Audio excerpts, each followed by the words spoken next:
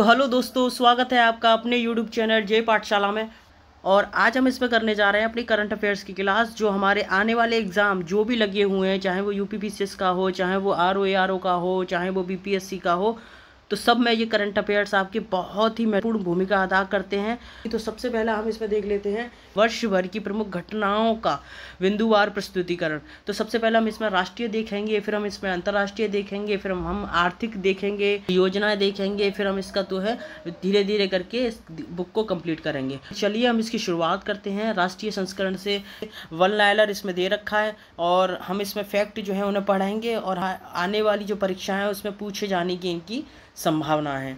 तो चलिए देखते हैं कि ये क्या कहता है। सबसे पहला देखिए, सबसे पहला जो है वो राष्ट्रीय संस्करण को हम इसमें देख रहे हैं और ये क्या कहता है। पहला कि महाराष्ट्र सरकार ने किस हवाई अड्डे के पुनर्निर्माण को मंजूरी प्रदान की है। कि पुणे हवाई अड्डा जिसको जो है मंजूरी दी है किसने, महाराष्ट्र सरकार ने। दूसरा देख लेते हैं, ये क्या कहता है, पुणे हवाई अड्डा का नया नाम क्या होगा जगत संत तुकाराम महाराज अंतर्राष्ट्रीय हवाई अड्डा, ये इसका नाम होगा।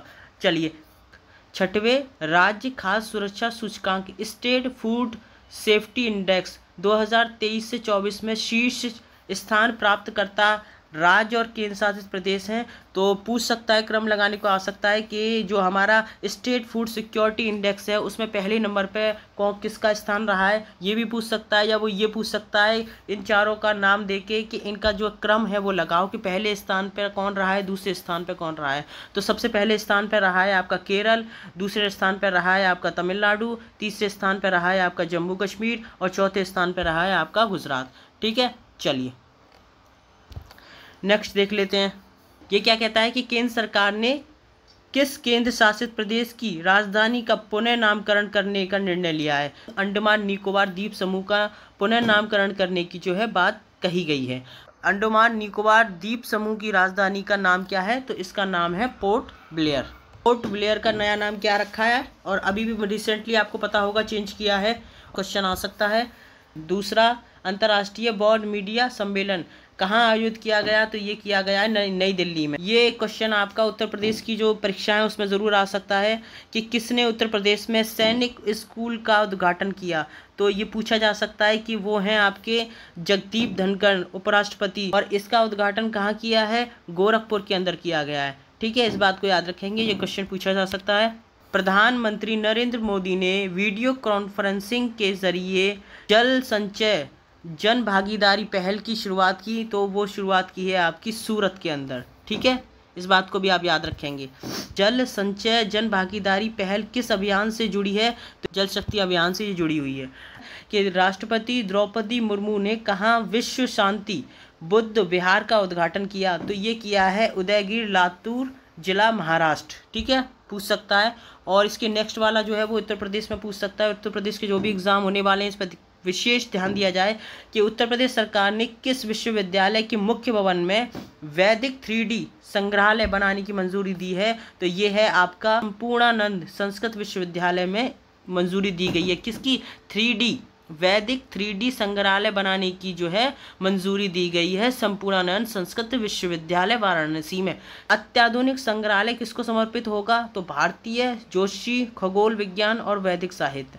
ठीक है, और प्रोजेक्ट नमन की शुरुआत किसने की, तो थल सेना ने। प्रोजेक्ट नमन पूछ सकता है कि किस से जुड़ा हुआ है, तो याद रखिएगा भारतीय थल सेना से जुड़ा हुआ है ये है। तो इसको सहायता और सेवाएं प्रदान की जाएंगी, तो रक्षा पेंशन भोगियों, भूतपूर्व सैनिकों और उनके परिवारजन को। ठीक है, प्रोजेक्ट नमन जो है वो किस प्रणाली के क्रियान्वयन पर केंद्रित है, तो वो है स्पर्श system for pension administration Raksha digital pension प्रणाली। ठीक है, और उत्तर प्रदेश मंत्रिमंडल द्वारा डिजिटल मीडिया संबंधित किस नीति को मंजूरी दी गई है, उत्तर प्रदेश डिजिटल मीडिया नीति। उत्तर प्रदेश राज्य पिछड़ा वर्ग आयोग का अध्यक्ष किसे नियुक्त किया गया है, तो वो हैं आपके राजेश वर्मा।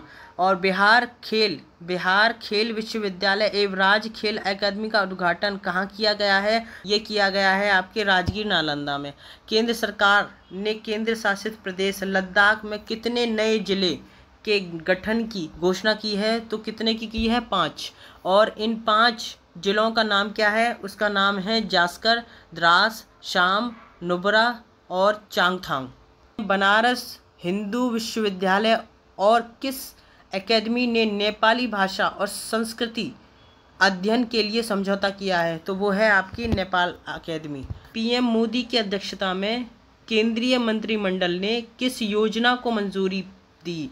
तो प्रधानमंत्री आवास योजना शहरी 2.0। ठीक है, और अगला देख लेते हैं, प्रधानमंत्री आवास योजना शहरी कब शुरू हुई? तो ये जो शुरू हुई थी जून 2015 में। अगला देख लेते हैं कि राष्ट्रीय महिला आयोग की अध्यक्ष सुश्री रेखा शर्मा ने किसका उद्घाटन किया? तो उन्होंने किया डिजिटल शक्ति केंद्र। और डिजिटल शक्ति केंद्र का उद्देश्य क्या है? इसका उद्देश्य है महिलाओं के खिलाफ साइबर अपराधों के बारे में जागरूकता को बढ़ाना।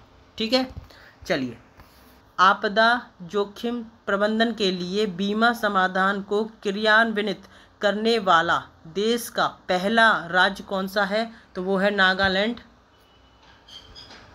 तो वो है आपका नागालैंड आ सकता है। इस बात को याद रखना कि आपदा जोखिम प्रबंधन के लिए बीमा समाधान को क्रियान्वित करने वाला पहला देश का पहला राज्य है। ठीक है, इस देश का पहला राज्य जो है वो नागालैंड है। पूछ सकता है, इस बात को याद रखेंगे आप। देश में 3 नए आपराधिक कानूनों के सुचारू क्रियान्वयन को सुनिश्चित करने हेतु कौन से 4 ऐप शुरू किए गए हैं? तो वो 4 ऐप हैं ई साक्ष्य, न्याय सेतु, न्याय श्रुति और ई समन। कौन कौन से किए गए हैं? ई साक्ष्य, न्याय सेतु, न्याय श्रुति और ई समन। इस बात को याद रखेंगे आप। अगला क्वेश्चन अगला पढ़ लेते हैं। उत्तर प्रदेश के गोरखपुर से लेकर पश्चिम बंगाल तक 519 किलोमीटर लंबा कौन सा एक्सप्रेसवे बनाया गया है? गोरखपुर सिलीगुड़ी एक्सप्रेसवे बनाया गया है। देखो, ये इम्पोर्टेंट है कि भारत की पहली भूतापीय विद्युत परियोजना का निर्माण का कार्य कहाँ आरंभ किया गया है? तो ये है आपकी पूगा घाटी लद्दाख में। तो जहाँ आपको पहली नज़र आ जाए ना कि पहली योजना, पहला देश, पहली वो, तो वो क्वेश्चन बहुत इंपॉर्टेंट होता है किसी भी एग्ज़ाम के लिए। ठीक है, कि जहाँ पे पहला जुड़ रहा हो कि ऐसा किस जगह पहली बार किया गया है, ऐसी कौन सी योजना पहली बार शुरू की गई है, ऐसा कौन सा शहर पहला है, बस उसके आगे पहला आ जाए कि वो चीज़ पहली बार हुई है वहाँ पे, तो वो क्वेश्चन अपने आप ही इम्पोर्टेंट हो जाता है। तो जैसे ये पूछ रहा है कि भारत की पहली भूतापीय विद्युत योजना का निर्माण का कार्य कहाँ आरंभ किया गया है? तो वो आपका किया गया पूगा घाटी लद्दाख के अंदर। केरल के वायनाड को भारतीय अंतरिक्ष अनुसंधान संगठन द्वारा 2023 में तैयार किए गए भारत के भूस्खलन एटलस में कौन सा स्थान दिया गया? तो वो है 13वां। ठीक है, और अगला पढ़ लेते हैं कि राष्ट्रीय हिंदी विज्ञान सम्मेलन 2024 कहाँ आयोजित किया गया? तो ये इम्पोर्टेंट हो सकता है, ये आ सकता है, तो आप याद रखेंगे ये भोपाल में किया गया है। वर्ष 2024 में इसका मुख्य विषय क्या है? तो मुख्य विषय भी पूछा जा सकता है, थीम वगैरह भी पूछ लेते हैं, तो इसको याद रखना, अमृतकाल में राष्ट्रीय वैज्ञानिक चेतना का उन्नयन। इस बात को भी आप याद रखेंगे। ठीक है, चलिए नेक्स्ट पढ़ लेते हैं। राष्ट्रपति भवन के दरबार हॉल और अशोक हॉल का नाम बदलकर, ये बात भी याद रखिएगा कि राष्ट्रपति भवन का जो दरबार है और अशोक हॉल का नाम बदलकर इन्होंने क्या कर दिया है? तो इसका कर दिया है, राष्ट्रपति हॉल का नाम बदलकर कर दिया है गणतंत्र मंडप, और अशोक हॉल का नाम बदल के कर दिया है अशोक मंडप। ठीक है, इस बात को याद रखना। भारत के 500वें सामुदायिक रेडियो स्टेशन का शुभारंभ कहाँ किया गया है मेरे दोस्तों? तो वो किया गया है आपका आइजोल मिजोरम में। चलिए, शिंकुन ला सुरंग परियोजना के निर्माण कार्य का शुभारंभ कहाँ किया गया है? तो लद्दाख में किया गया है। इस बात को याद रखना। यह सुरंग कितने फीट ऊंचाई पर स्थित है? तो कम से कम 15,800 फीट की ऊंचाई पर ये स्थित है। सुरंग की जो लंबाई है क्या होगी? इस लगभग 4.1 किलोमीटर की। तो निर्माण कार्य पूरा होने के बाद जो है विश्व की सबसे ऊंची सुरंग कौन होगी? तो वो होगी शिंकुला सुरंग। ठीक है, ये देख लेना भाई इसको कि यूपी सरकार ने वृक्षारोपण जन अभियान 2024 के तहत किस पहल की घोषणा की? तो ये पहल है आपकी मित्र वन। अगला देख लेते हैं, भारत का पहला चैडविक हाउस, भारत का पहला मोस्ट इंपॉर्टेंट, भारत का पहला Chadwick house navigating audit heritage, कौन सा? नेविगेटिंग ऑडिट हेरिटेज संग्रहालय का उद्घाटन कहाँ किया गया? तो याद रखिएगा शिमला हिमाचल प्रदेश में किया गया। संसद भवन परिसर में लोकसभा सचिवालय द्वारा किसका विकास किया गया जहां प्रतिष्ठित भारतीय नेताओं एवं स्वतंत्रता सेनानियों की प्रतिमा स्थापित की गई? तो वो है प्रेरणा स्थल। ठीक है। केंद्र सरकार द्वारा डाकघर अधिनियम 2023 के प्रावधानों को कब लागू किया गया? तो 18 जून 2024। उत्तर प्रदेश मंत्रिमंडल द्वारा उत्तर प्रदेश राज्य विश्वविद्यालय मुरादाबाद का पुनः नामकरण किए जाने को मंजूरी प्रदान की गई। इस विश्वविद्यालय का नया नाम क्या होगा? गुरु जम्मेश्वर राज्य विश्वविद्यालय मुरादाबाद। ठीक है, याद रखिएगा। चलिए अगला देख लेते हैं। 18वीं लोकसभा का प्रोटेम स्पीकर किसे बनाया गया था? तो ये हैं आपके मेहताब जी को बनाया गया था। किस राज्य केंद्र शासित प्रदेश ने उल्लास नव भारत साक्षरता कार्यक्रम के तहत पूर्ण कार्यात्मक क्षमता हासिल की? तो वो है आपका लद्दाख। उत्तर प्रदेश में पर्यावरण सुरक्षा के मद्देनजर बायो प्लास्टिक पार्क कहाँ निर्मित किया जाएगा? तो ये किया जाएगा कुंभी गांव में, लखीमपुर खीरी में है। कुंभी गांव लखीमपुर खीरी में है, जहां पर बायो प्लास्टिक पार्क स्थापित किया जाएगा। विश्व का पहला ओम आकार का मंदिर कहाँ निर्मित किया गया? तो ये किया गया पाली राजस्थान में। वर्ष 2024 में किस सत्याग्रह के 100 वर्ष पूरे हुए? तो आयोकोम सत्याग्रह के। 18वीं लोकसभा की 543 सीटों में कुल कितनी महिलाएं चुनी गईं? 74 महिलाएं। और इसका प्रतिशत कितना है? 13% के समथिंग जो है महिलाएं चुनी गईं। इस बात को आप याद रखना।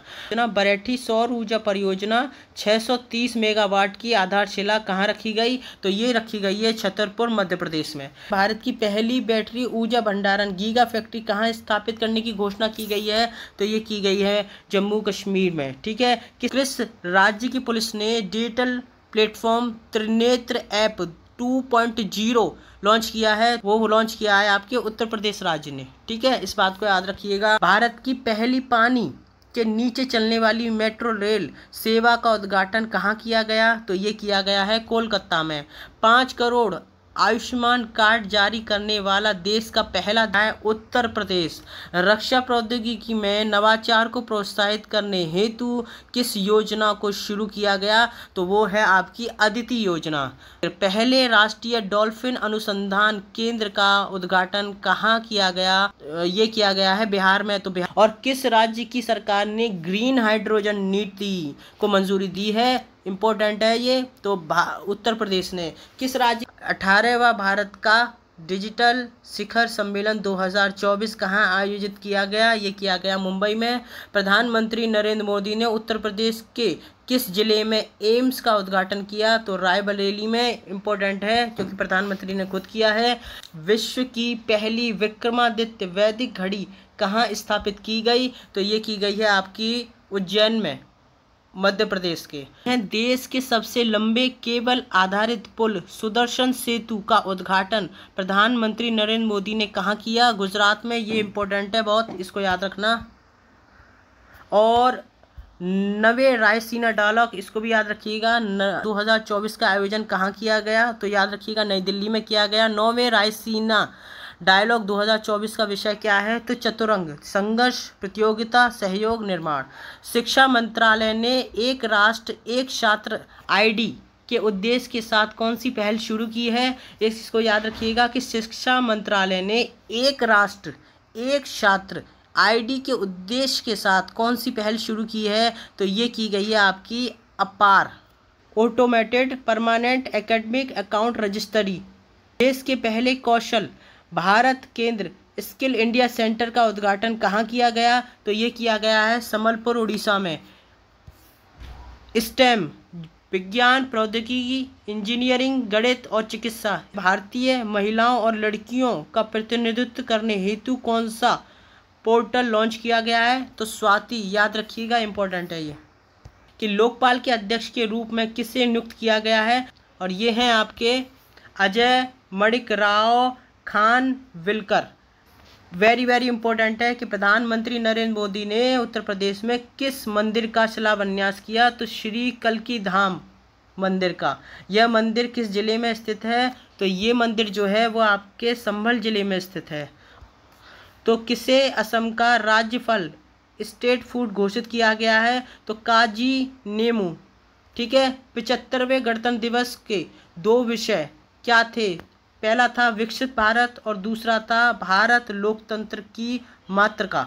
ठीक है। 75वें गणतंत्र दिवस समारोह के मुख्य अतिथि कौन थे? तो इमैनुअल मैक्रो, फ्रांस के राष्ट्रपति। ठीक है। वो डायरेक्ट ये भी दे सकता है कि किस देश के राष्ट्रपति आए थे, तो फ्रांस के थे, उनका नाम भी दे सकता है। ठीक है। 75वें गणतंत्र दिवस परेड के लिए सर्वश्रेष्ठ झांकी का अवार्ड जजों के पैनल के मूल्यांकन के आधार पर किस राज्य की झांकी को मिला था? तो ये थी उड़ीसा की।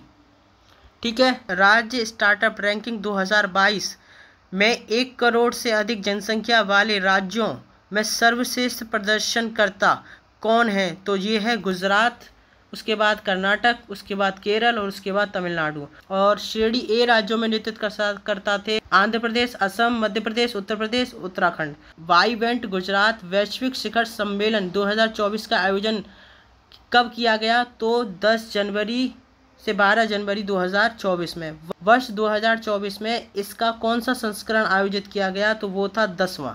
ठीक है। और अब हम नेक्स्ट वीडियो में जो है वो इसका अंतर्राष्ट्रीय देखेंगे, जो एग्ज़ाम की दृष्टि से बहुत ही ज़्यादा महत्वपूर्ण है। दोस्तों मिलते हैं आपसे, अपना ध्यान रखिए, पढ़ते रहिए, तैयारी में लगे रहिए, जीत आपकी होगी। जय हिंद दोस्तों।